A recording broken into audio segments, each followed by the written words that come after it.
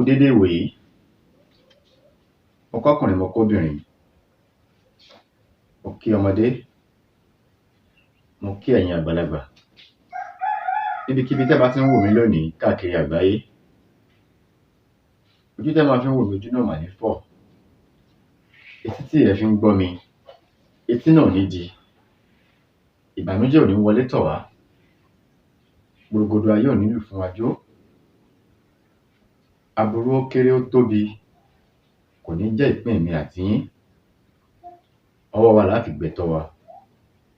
Ẹ̀yin tẹ́ ń ṣiṣẹ́ ìjọba, ọkọ́ ọba àdá ọba kò ní ṣá yín lẹ́sẹ̀.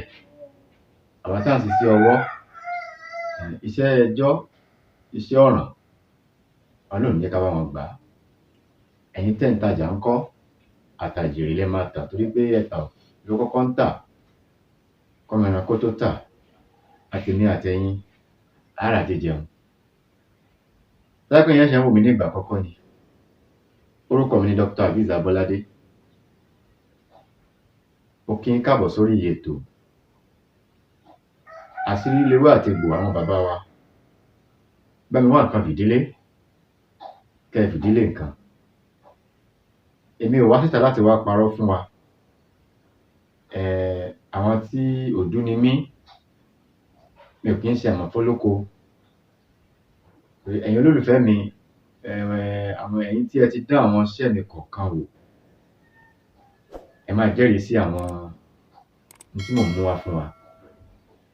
Ẹ̀yin tẹ́ wá ń pè mí tẹ́ ń dúpẹ́ lọ́wọ́ mi pẹ̀lú nǹkan tẹ́ ti ṣe tó dẹ̀ rí bẹ́ẹ̀, ẹ má dúpẹ́ lọ́wọ́ mi, Ọlọ́run Ọba Elédùmarè ló yẹ kí ẹ dúpẹ́ fún. Níbikíbi tí a wà lénìí, gẹ́gẹ́ bí mo ṣe máa ń sọ, tó jẹ́ pé Áfíríkà ni àwa ń bí, àárọ̀ ni àwa wà. Mo kí wa pé ẹ káàárọ̀. Ẹ̀yin tẹ́ wà ní Asia country, European, tó ti yé yín, ẹ̀yin tẹ́ ṣá wà ní diaspora, gbogbo yín pátápátá náà ni mo kí pé ẹ káàárọ̀, ẹ káàsán, ẹ káalẹ́. Mo mú wá fún wa lénìí, ọ̀nà ni ẹ̀ ń wò ní ọwọ́ mi.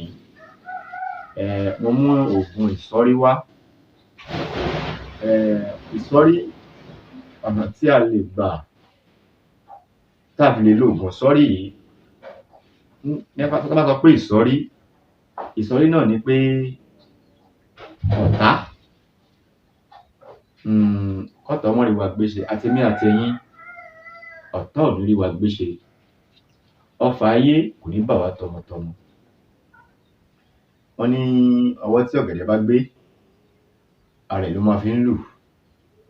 Tí ṣẹ́gi sòrò bá ṣẹ́gi, orí ara ẹ̀ ní ṣẹ́ ilé. Ọlọ́run á fún wa ní ìṣẹ́gun ọ̀tá. Báwo la ṣe wá ṣe oògùn ìsọ́rí yìí? Ewé tó wà ní ọwọ́ mi yìí, ẹ jẹ́ kí n fi àfihàn fún wa dáadáa. Ẹ wo ewé yìí, ṣé ẹ ti rí báyìí? Ewé kànrànjọ́gbọ́n. Ẹ ká lọ wá ewé kànrànjọ́gbọ́n. Mo dúpẹ́ lọ́wọ́ ẹ̀yin olólùfẹ́ mi pátápátá, ẹ̀yin tí ẹ̀ ń fún mi ní ẹ̀bùn. Mo dúpẹ́ lọ́wọ́ yín. Ibi tí ẹ ti mówó náà tẹ́ ń fún mi, ọwọ́ yín ò ní kan ìsàlẹ̀ àpò. Ẹ̀yin náà kan tán kẹ́ ẹ torí kan, ẹ̀yin tí ẹ̀ ń fún mi ní ìmọ̀ràn náà, mo dúpẹ́ lọ́wọ́ yín. Àgbà ò ní tán lórílẹ̀, àní tẹnugbó bí ọ̀wọ̀. Ẹ̀yin tí ẹ wá ń ṣe àwọn prógámù mi ńkọ́, mo dúpẹ́ lọ́wọ́ ẹ̀yin náà o. Àkàndá ò ní mú yín lọ́wọ́. Ẹ̀yin tẹ́ ń wò mí ní lóko lẹ́yìn odi, ẹ dákun, mo bẹ̀ yín ni. Ẹ má wò mí lásán, ẹ rí pé mi ò béèrè owó. Àmọ́ tí mo fẹ́ lọ́wọ́ ẹ̀yin olólùfẹ́ mi, ó dá mi lójú pé ẹ ṣe fún mi. Òun náà ni pé ẹ bá mi subscribe sórí ìkànnì yìí, ẹ bá mi share àwọn prógámù yìí, ẹ bá mi like, kẹ́ ẹ comment. Nǹkan tí ò bá yé yín, ẹ béèrè, màá ṣe àlàyé fún yín yékéyéké. Ẹ ká lọ wá ewé kànrànjọ́gbọ́n. Òun náà ni ẹ̀ ń wò lọ́wọ́ mi yìí, ewé kànrànjọ́gbọ́n. Egbò ẹ̀ la máa wá lò. Ṣé ti rí báyìí? Ewé tó ń pè ní ewé kànrànjọ́gbọ́n nìyí. Egbò kànrànjàngbọ̀n òun ni a máa lò, egbò ẹ̀ la máa lò. Àti ewé kan tí wọ́n ń pè ní ewé akéréjùpon. Akéréjùpon yìí tẹ́gbẹ́ egbò akéréjùpon àti egbò kànrànjàngbọ̀n àti abefari tí wọ́n ti fi fárí dáadáa, abefari àti obì àbàtà 11 tá mọ̀ sí 11, obì àbàtà 11 àti odidi atare 10, atare ńlá 10 pẹ̀lú ẹyọ atare, pẹ̀lú odidi atare àjà kan, ẹ má bínú, atare odidi 10 àti odidi atare àjà kan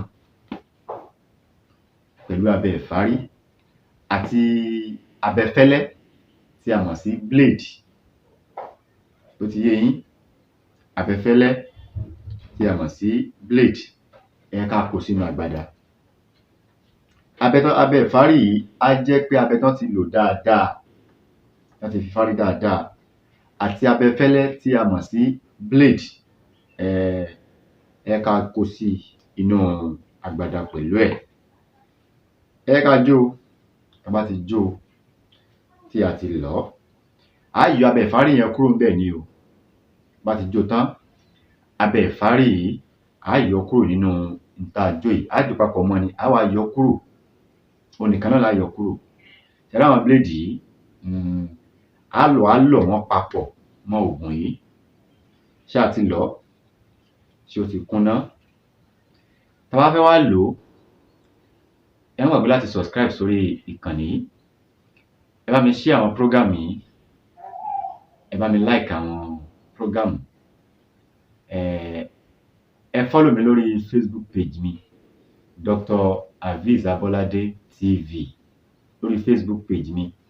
Lórí Instagram náà mo wà ńbẹ̀, TikTok mo wà ńbẹ̀. Ẹ follow mi ní èyíkéyìí social media tí ẹ bá wà.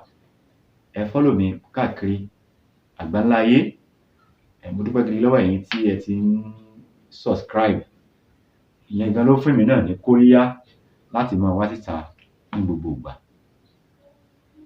Ẹ̀yin tẹ́ ti subscribe, ẹ dákun mo bẹ̀ yín, ẹ bá mi subscribe, torí pé n tí mi ò tíì sọ ó pọ̀ ju èyí tí